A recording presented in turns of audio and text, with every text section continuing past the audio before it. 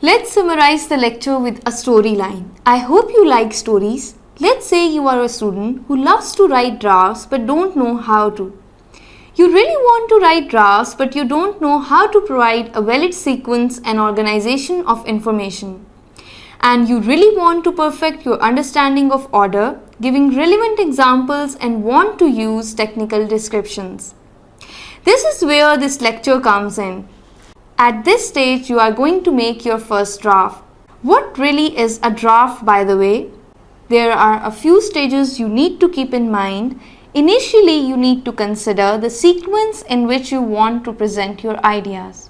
By this, we mean that your ideas must be organized considering unity, support, and coherence. There are 5 forms in which you could organize your draft. First and simple-most way is the chronological method of organization, which is typically used for instructions. Next, we have the spatial method, which is usually adopted for technical descriptions. To share important information, you write reports and memos. This organizes information according to importance. The above organization types are also different forms of a draft. In another form of a draft, you can analyze a problem, make a proposal, and give its suggested solution.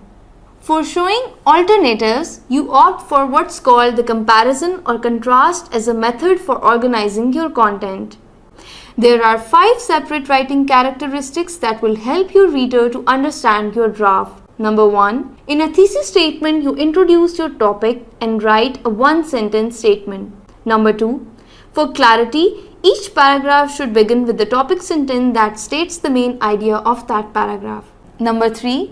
You should support your topic ideas by developing the paragraphs with evidence from credible sources. Number 4. All the paragraphs should relate to the one before it to make it a coherent piece of writing. Number 5. Make sure all sentences relate to the core topic and, of course, the starting sentence. This would ensure that all paragraphs relate to the thesis to bring unity in your writing.